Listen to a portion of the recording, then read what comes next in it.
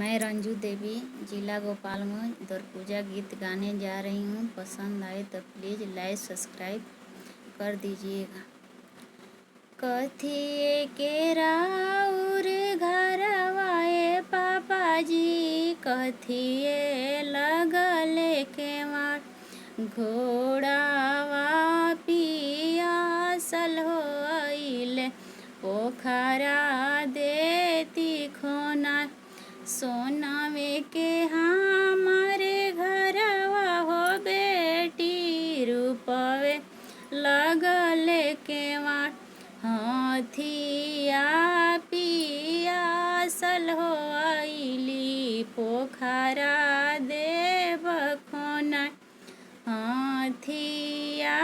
पियासल होइली पोखरा देव खोना काउन करे खैनिए पापा जी काओ लेहनी उधार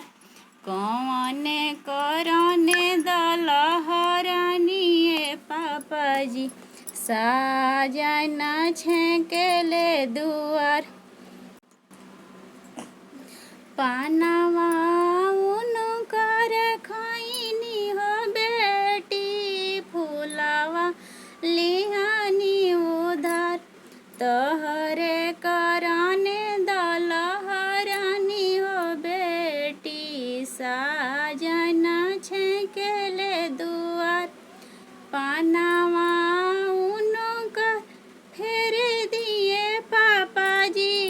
फूलवा दिलवटाय हमारा के ले पापा घर में छुपी जाती साजन लवटी घरे जा पानवा करे खैब बेटी फूलवा ले उधार तोरा के ले बेटी जांघे बैठाई साजन बियाही घरे जास तोहरा के ले बेटी जांघे बैठाई साजन बियाही घरे।